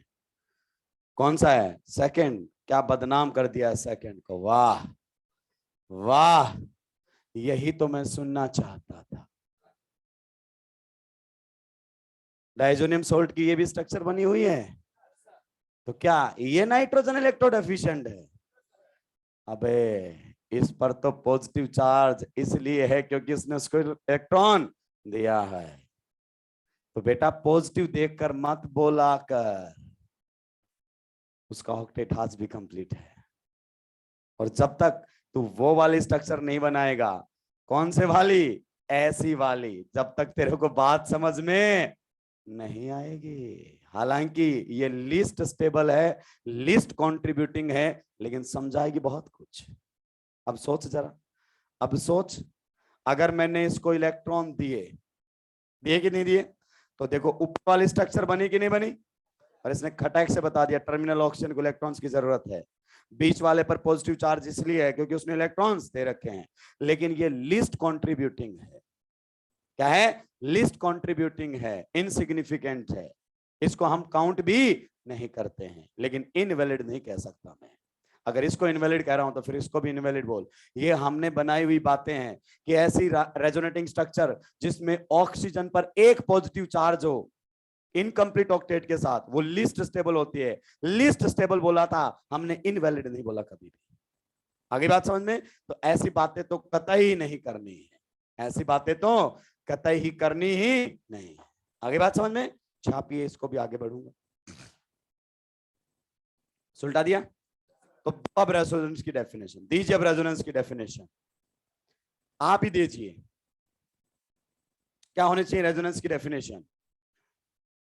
If to explain the physical or chemical property of a molecule, we have to draw more than one Lewis structure. It means it is having perfectly explain हुआ है फिर तो सारी बातें, कोई दिक्कत ही नहीं है। लिखिए इसको, if to explain the physical or chemical properties, if to explain the physical or chemical properties, if to explain the physical or chemical properties of a molecule, if to explain the physical or chemical properties of a molecule, we have to draw more than one Lewis structure. We have to draw, if to explain the physical or chemical property of a molecule, we have to draw more than one Lewis structure. We have to draw more than one Lewis structure, comma लगाकर, means molecule is having resonance, means molecule is having resonance। molecule के अंदर क्या होगा? resonance। Agree करते हो? resonance किसी sigma pi delocalisation conjugation का मोहताज नहीं है, ये अपने दिमाग में उतार लीजिए। resonance बहुत बड़ी चीज है, और कभी भी अच्छा टीचर और अच्छा एग्जामिनर ये नहीं पूछेगा कि किस में resonance है और किस में नहीं है, कभी नहीं पूछेगा। अगर उसने जिंदगी में केमिस्ट्री पढ़ी है तो वो हमेशा बात करेगा किस में कॉन्जुगेशन है, किस में कॉन्जुगेशन नहीं है, किस में डिलोकलाइजेशन है, किस में डिलोकलाइजेशन नहीं है, इतनी बात करता है, क्योंकि रेजोनेंस तो बहुत उलझी हुई चीज है। क्लियर? चलिए नेक्स्ट लिखेंगे इसके अंदर, resonance is a hypothetical phenomena. मन गढ़ंत कहानी है, जैसे परियों की कहानी तुमने सुनी, ऐसे सुनाई जाती है। और कहां पर इंट्रोडक्शन होता है इसका? केमिकल बॉन्डिंग में, CO3 2- में बॉन्ड लेंथ नहीं समझा पा रहा था बीपीटी कि सारे बराबर हैं, तो गढ़ दी एक कहानी कि देखो ऐसा ऐसा होता है। Resonance is a hypothetical phenomena and resonating structures are hypothetical. Resonance is a hypothetical phenomena and resonating structures are hypothetical. Resonating structures कैसी होती हैं? Hypothetical, imaginary, केवल आपकी imagination में existence है उनका, पेपर पर कोई existence नहीं है। Next, resonance is an intramolecular phenomena. Resonance is an intramolecular phenomena. Resonance is an intramolecular phenomena. हाँ या ना? विद इन द मॉलिक्यूल की कहानी है, दूसरे से कोई लेना देना नहीं है। Next, resonance hybrid is the weighted average. Resonance hybrid is the weighted average, मतलब रेजोनेटिंग स्ट्रक्चर्स का वेटेज क्या होता है उसमें अलग अलग। Resonance hybrid is the weighted average, spelling ठीक से लिखेंगे, लिख दिया मैंने तो बोर्ड पे राक्षसों। Resonance hybrid is the weighted average of resonating structures. इस लाइन का मतलब समझ में आया? हर रेजोनेटिंग स्ट्रक्चर का वेटेज अलग अलग है। मैं आपको आगे बताऊंगा कि ये ज्यादा कंट्रीब्यूट करता है और ये कम कंट्रीब्यूट। हाइब्रिड के अंदर इसका वेटेज क्या रहेगा? ज्यादा, और इसका वेटेज क्या रहेगा? कम, और उसको हम मानते ही नहीं। लिखा हुआ doesn't contribute in resonance hybrid. Her resonating structure का वेटेज क्या होगा? अलग अलग। सर वो कैसे डिसाइड होगा? स्टेबिलिटी से आगे पढ़ाऊंगा, ब्रैकेट में लिख ले, मोर स्टेबल आरएस कंट्रीब्यूट्स मोर, मोर स्टेबल आरएस कंट्रीब्यूट्स मोर, मोर स्टेबल आरएस कंट्रीब्यूट्स मोर, मोर स्टेबल आरएस कंट्रीब्यूट्स मोर। अगर कोई आरएस ज्यादा स्टेबल है तो उसका कंट्रीब्यूशन भी क्या रहेगा? किसी को कोई दिक्कत आपत्ति परेशानी यहां तक है क्या? नहीं, ये खेला है रेजोनेंस का। नेक्स्ट, अब तुम्हें पता चल चुका है हाइपोथेटिकल है, इमेजिनरी है, तो अपन तो कुछ भी करेंगे, अपन तो रेजोनेंस को एकदम पागल ही कर देंगे। इसलिए कुछ रूल दिए जाएंगे कि तुम्हारी मनमानियां ना चले। लिखिए, rules to draw the resonating structures, rules to draw resonating structures, rules to draw resonating structures. केवल कितने रूल हैं? 2। एनसीईआरटी कमाल की बुक है, खतरनाक लेवल पर लिखा है भाई, बहुत गजब के लेवल पर लिखा है एनसीईआरटी को। इतना कंसाइज लिखा है ना कि बात भी पूरी कह जाता है और समझ में भी नहीं आने देता। कंसाइज, खतरनाक कंसाइज लिखा है। जो स्टैंडर्ड बुक लिखती है ना, वो सारी बुक बातें एनसीईआरटी ने लिखी हैं कंसाइज वे में। रेजोनेटिंग स्ट्रक्चर्स को ड्रॉ करने के मात्र कितने रूल हैं? 2। एक, एटम की पोजीशन चेंज नहीं होनी, और दूसरा, अनपेड इलेक्ट्रॉन बराबर होने चाहिए। खत्म। कहीं सिग्मा का इन्वॉल्वमेंट नहीं होगा, कहीं नहीं लिखा है, क्योंकि तू खुद ही तोड़ देता है थोड़ी देर बाद उन बातों को। क्या लिख पड़ता है? सिग्मा बॉन्ड रेजोनेंस पढ़ता है ना, हाइपर कॉन्जुगेशन का दूसरा नाम सिग्मा बॉन्ड रेजोनेंस, जिसे डांसिंग रेजोनेंस भी बोलता है। फैला देता है अपनी बातों को टाइम टाइम पर। एनसीईआरटी तो ऐसी बात करता ही नहीं है। तो लिखिए, पहला rule, position of nuclei must not change, position of nuclei must not change. अब न्यूक्लियस किसके अंदर होता है? एटम के अंदर। एटम की पोजीशन नहीं बदलनी चाहिए। Position of nuclei must not change. Second, total number of unpaired electrons must be same. Total number of unpaired electrons must be same in each RS. Total number of unpaired electrons must be same in each RS. जाके अपने NCERT पढ़ लेना, 2 ही rule दिए उसने। अब 2 rule मैं आपको बताने वाला हूं। हालांकि वो तो नहीं लिखता है कि अगर बच्चों को ये बात भी नहीं पता है तो उसको यहां तक पहुंचने किसने दिया। जैसे कि law of conservation of charge, charge neither be created nor be. अगर कोई बच्चा एक रेजोनेटिंग स्ट्रक्चर से दूसरे रेजोनेटिंग स्ट्रक्चर में जाने पर चार्ज ही बराबर नहीं रखता है, तो उसको फिर आगे बढ़ने का कि उसको वापस धकेलो। किसने भेजा उसको रेजोनेंस तक? तो पहले ही सुलझ जाना चाहिए था। इसलिए पहले आपको बताया जाता है कि बेटा ऐसी गलतियां मत कर देना, ये गलती नहीं पाप होते हैं। जो फिजिक्स वाले नहीं कर पाए वो हम कर दे, चार्ज को अनबैलेंस। ये बात आई कि समझ में? दूसरी, रेजोनेटिंग स्ट्रक्चर क्या होती है? लुईस स्ट्रक्चर होती है। क्या होती है? ये फॉर्मल्डिहाइड की एक लुईस स्ट्रक्चर है, यस। ये दूसरी है, और ये क्या है? तीसरी है।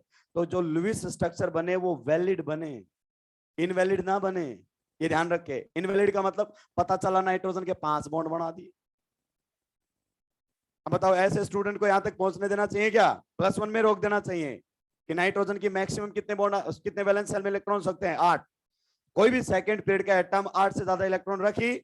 अगर बच्चा ऐसी गलतियां कर रहा है तो उसको रेजोनेंस पढ़ने का हक ही नहीं देना चाहिए। इसलिए 2 ही रूल लिखे एनसीईआरटी ने। तो बाकी मैं आपको ऐड करवा रहा हूं कि ऐसी गलती मत कर देना रेजोनेटिंग स्ट्रक्चर बनाते हुए। लिखिए, each resonating structure, each resonating structure, each resonating structure must be a valid Lewis dot structure. Each resonating structure must be a valid Lewis dot structure. Her resonating structure एक valid Lewis dot structure होनी चाहिए।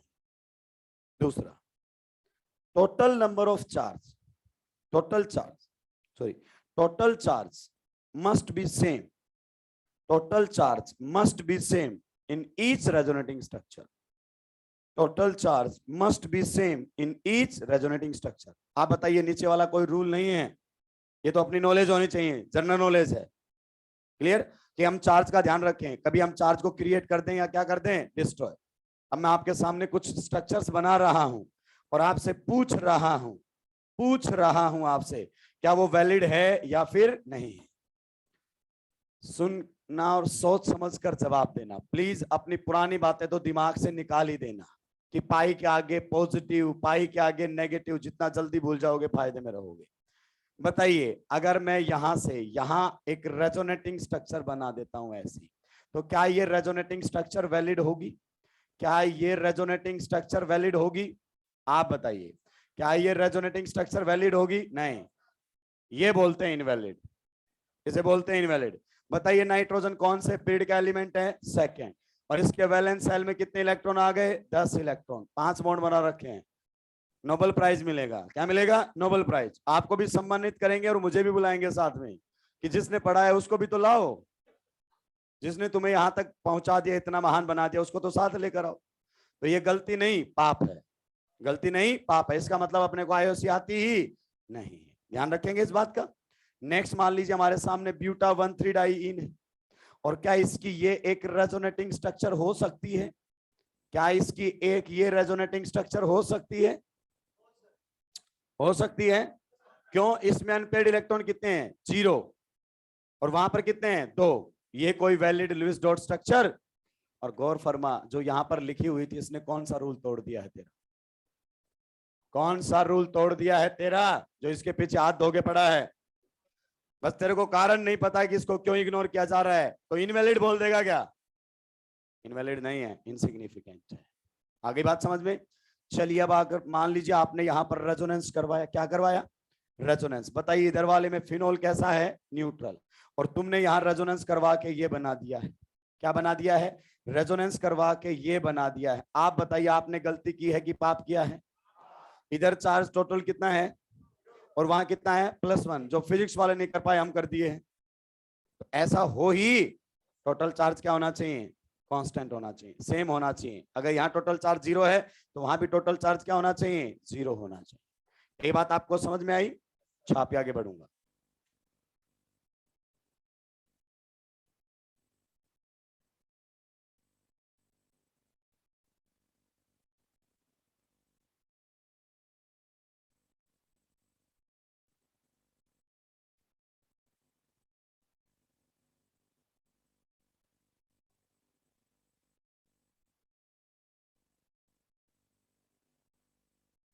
Resonance का तो खेला ही क्या है, अलग है। अभी मैंने एक्सप्लेन नहीं किया है बेंजीन के अंदर ऐसा क्यों होता है, बॉन्ड लेंथ बराबर क्यों होती है। अभी नहीं किया एक्सप्लेन, आएगा वो तो बॉन्ड लेंथ के अंदर। अभी तो केवल आपको हल्की सी झलक दिखलाई है रेजोनेंस की। अभी तो कॉन्जुकेशन, डीलोकलाइजेशन बाकी है। अभी तो आप हाइब्रिडाइजेशन कैलकुलेशन में भी फैलेंगे। क्या करेंगे? फैलेंगे।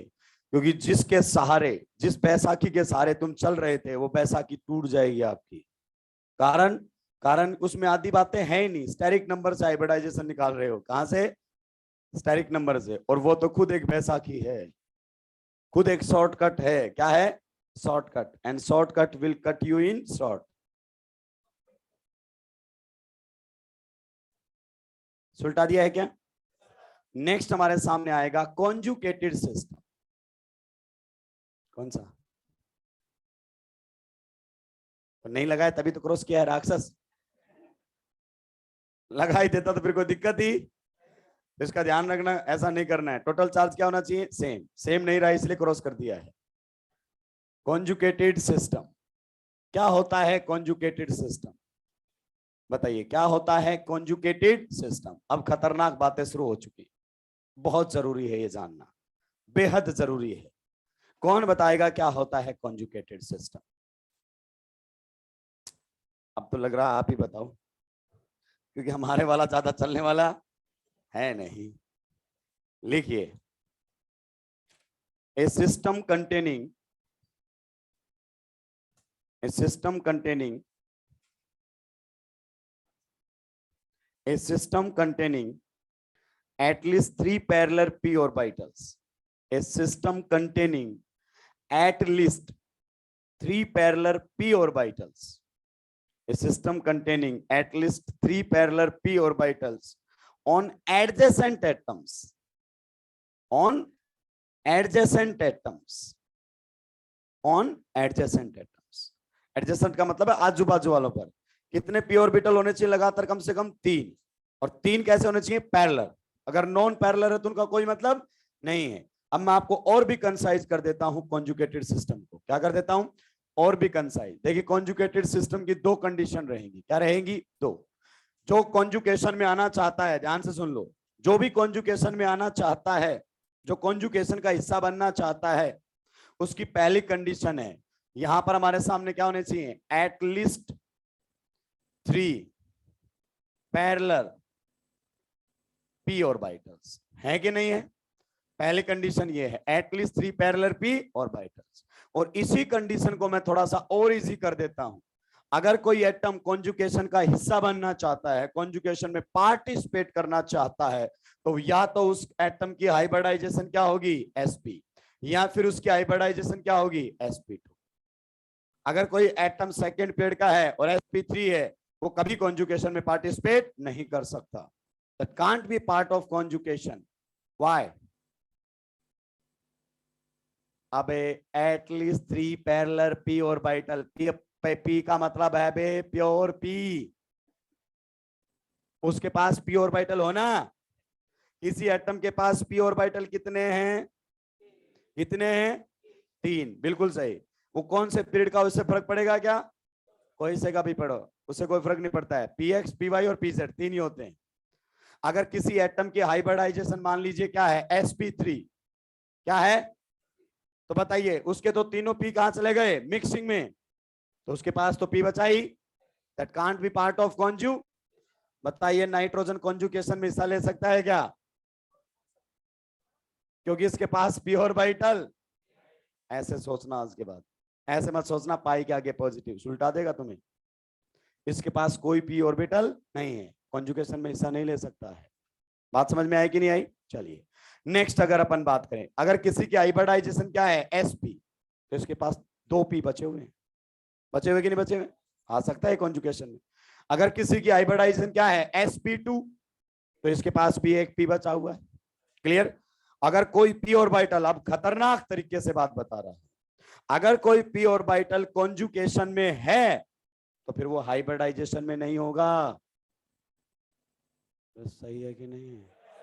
Hybridisation is a hypothetical concept, resonance is also a hypothetical, है कि नहीं है?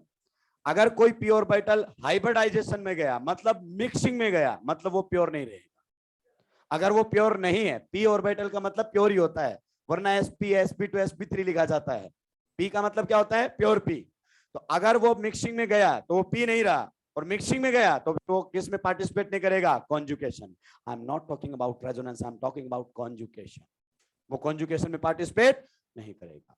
अगर कोई p ऑर्बिटल कॉन्जुगेशन में है तो फिर वो हाइब्रिडाइजेशन में नहीं होगा। मतलब कॉन्जुगेशन और हाइब्रिडाइजेशन म्यूचुअली एक्सक्लूसिव है। म्यूचुअली क्या है? या तो कोई एटम का p ऑर्बिटल हाइब्रिडाइजेशन में ही होगा, या फिर किस में होगा? कॉन्जुगेशन में। तो जब भी किसी एटम की हाइब्रिडाइजेशन निकालें, जब भी किसी एटम की हाइब्रिडाइजेशन निकालें, पहले उस पर कॉन्जुगेशन चेक करें। क्योंकि अगर किसी ऑर्बिटल को ऑप्शन दिया जाए कि कॉन्जुगेशन में जाएगा कि हाइब्रिडाइजेशन में, तो बोलेगा कॉन्जुगेशन। कुछ लेना देना नहीं हाइब्रिडाइजेशन से, क्योंकि कॉन्जुगेशन से डिलोकलाइजेशन होता है, और डिलोकलाइजेशन से मॉलिक्यूल को स्टेबिलिटी मिलती है। क्या मिलती है? स्टेबिलिटी। पढ़ाई होगा, resonance is a stabilising phenomena. तो अगर कोई p ऑर्बिटल को ऑप्शन दिया जाए कि भाई बता कहां जाएगा, कॉन्जुगेशन में या हाइब्रिडाइजेशन में, तो बोलेगा कॉन्जुगेशन में। तो फिर उस p ऑर्बिटल को हाइब्रिडाइजेशन में काउंट मत करना। और हाइब्रिडाइजेशन प्लीज आज से सोच समझ कर निकालना। तुम कहां से निकालते हो? स्टेरिक नंबर से। कहां से निकालते हो? अभी देखना राइट की तरफ फैला दूंगा, ये शॉर्टकट है। क्या है? बता कैसे निकालता है? Number of sigma bonds, okay, plus lone pairs. कमाल ही कर दिया, कमाल ही कर दिया। हाँ, लोन पेयर कैसा होना चाहिए? लोकलाइज्ड। अब थोड़ा सा सुधरा है। नहीं नहीं, वो आईओसी नहीं बता सकते ना, बातें ओसी की हैं, वो आईओसी वाले कैसे बताएंगे? बातें किसकी हैं? ओसी की हैं, तो आईओसी वाले कैसे बताएंगे इसको? ध्यान से सुन। आप देखो, यहां से यहां जाने पर पाई बॉन्ड कौन से ऑर्बिटल से बनता है? भाई लोगों प्लीज बता दो मुझे, प्लीज। पाई बॉन्ड कौन से ऑर्बिटल से बनता है? पी से बनता है कि नहीं बनता है? तो पाई बॉन्ड बन चुका है, 2 p ऑर्बिटल आ चुके हैं। अगर एक और पैरेलल आ जाए तो कॉन्जुगेशन हो जाएगा। कॉन्जुगेशन हो गया मतलब डिलोकलाइजेशन हो जाएगा, मॉलिक्यूल को स्टेबिलिटी मिलेगी। अब जिस ऑर्बिटल के अंदर ये नेगेटिव चार्ज है, उसके पास ऑप्शन है, या तो ये हाइब्रिडाइजेशन में चला जाए, और हाइब्रिडाइजेशन में जाएगा तो इसकी हाइब्रिडाइजेशन हो जाएगी sp3। कितने सिग्मा बॉन्ड हैं? 3, और एक लोन पेयर sp3। अगर हाइब्रिडाइजेशन में गया तो इसको कॉन्जुगेशन करने का मौका, ये नेगेटिव चार्ज एक जगह टिका रहेगा, लोकलाइज हो जाएगा। और अगर इसको बोला जाए कॉन्जुगेशन में जाना चाहे तो हाइब्रिडाइजेशन को छोड़, हाइब्रिडाइजेशन में मत जा, कहां चला जा, कॉन्जुगेशन में, तो फिर उसको हाइब्रिडाइजेशन में नहीं जाना पड़ेगा, इस नेगेटिव चार्ज को कहां रहना पड़ेगा, पी में। आप बताइए, इसके पास ऑप्शन है कॉन्जुगेशन का और हाइब्रिडाइजेशन का, ये क्या करेगा, क्या करेगा, दैट्स ऑल। तो यहां पर जो ये लोन पेयर है बोलेगा मैं तो पी में ही रुकूंगा, कहां रुकूंगा, और मैं तो कॉन्जुगेशन करूंगा। अब बता, क्या अगर कोई लोन पेयर कॉन्जुगेशन में है तो उसको यहां काउंट करोगे, नहीं, यहां काउंट मत करना। क्यों, क्योंकि इसकी जो पी ऑर्बिटल है वो हाइब्रिडाइजेशन में गया ही नहीं। कितने पी गए यहां से, तो इसकी हाइब्रिडाइजेशन होगी sp2। हाइब्रिडाइजेशन क्या होगी, sp2। आगे बात समझ में। तो पहले कॉन्जुगेशन चेक करना, अगर कोई लोन पेयर, अगर कोई नेगेटिव चार्ज कॉन्जुगेशन में है तो फिर उसको हाइब्रिडाइजेशन में काउंट। तो ये आधी अधूरी बात बता रहा था क्या, अब तुम्हें लगा पूरी बता दिए, नहीं। बता हाइब्रिडाइजेशन में कौन कौन से ऑर्बिटल पार्टिसिपेट कर सकते हैं, बता मेरे को, जल्दी बता। अबे sp गर्दन तोड़ दूंगा। हाइब्रिडाइजेशन में कौन कौन से ऑर्बिटल पार्टिसिपेट कर सकते हैं, half field yes, fully field yes, empty yes. Half field का जिक्र कहां है, कहां लिखा तूने हाफ फील्ड, यहां तो सिग्मा और लोन पेयर बोल रहा है। सिग्मा का मतलब कैसा होगा, बॉन्ड बनने वाला, और ये फुली फील्ड, हाफ फील्ड का तो जिक्र ही नहीं है।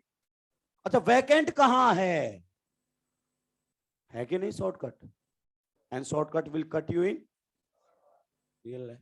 बेटा तू आईओसी पढ़ चुका ना, उधेड़ दूंगा खत्म से। पता कार्बन की हाइब्रिडाइजेशन sp3 आ जाएगी कि तेरे स्टेरिक नंबर से, आ जाएगी कि तेरे स्टेरिक नंबर से, उधेड़ दूंगा, मैं कह रहा हूं ना। ये कार्बन की हाइब्रिडाइजेशन क्या होती है, sp, कभी नहीं आएगा इससे।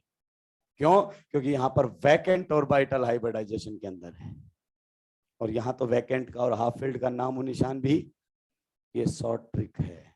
क्या है, शॉर्ट ट्रिक। आज के लिए इतना ही, बाकी बात करूंगा अगली क्लास में। धन्यवाद।